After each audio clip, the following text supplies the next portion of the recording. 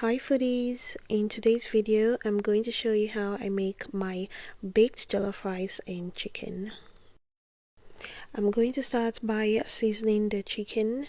I'm using salt, garlic and onion powder, some crushed chicken cubes, thyme, black pepper, paprika and hot chili pepper.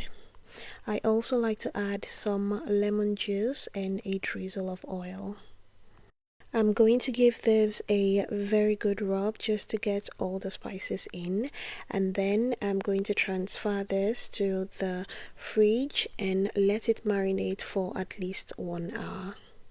The first part is already done, so next I'm going to go ahead and prepare my pepper mix. I'm using a combination of bell peppers, tomatoes, scotch bonnet peppers and onions.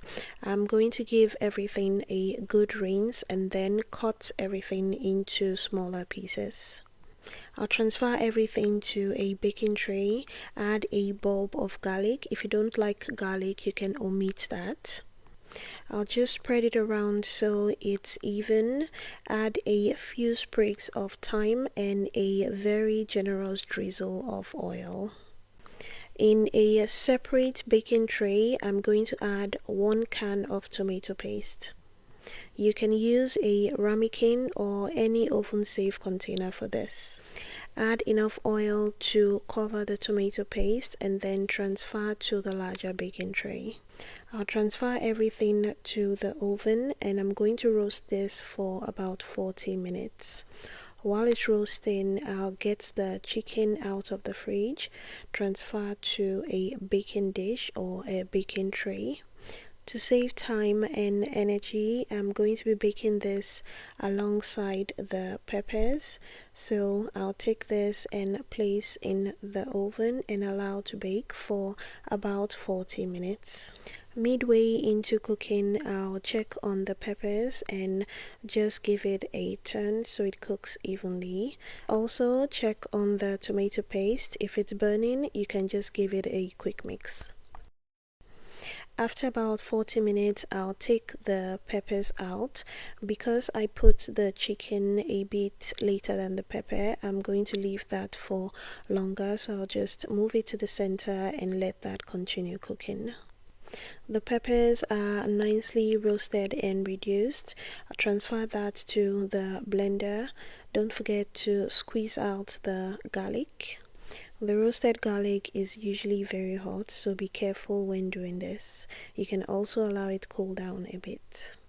Blend until completely smooth. This is what the paste should look like. I'll set that aside. Next, I'll go check on the chicken. It should be fully cooked now, so take it out of the oven and then remove it from the pan. I'll save all the chicken juices because we'll be using that for the rice later.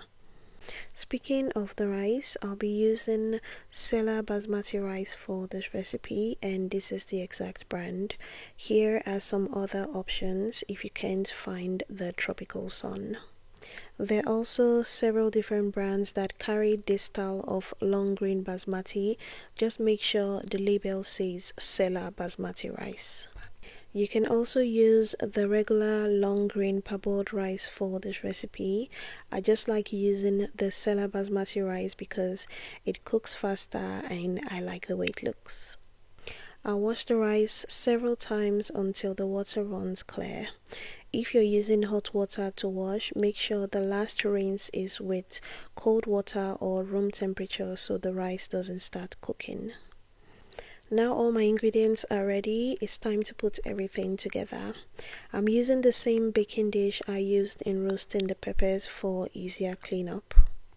Start by combining the roasted peppers, the roasted tomato paste and a little bit of water to loosen. It's easier to mix this first before adding the rice because the tomato paste is quite thick, so when it comes together and you get this beautiful sauce, add the chicken juices.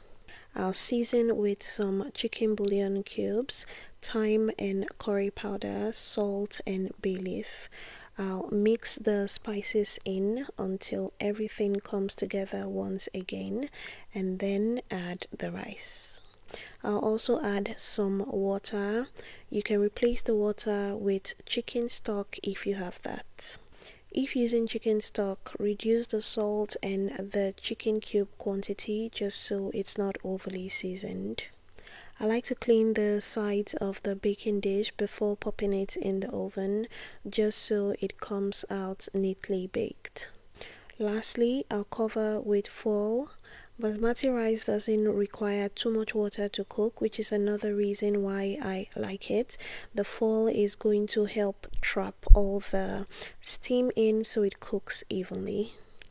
I'll take this back to the oven and bake the rice for about 50 to 60 minutes. If using regular rice, you may need to cook it for a little bit longer.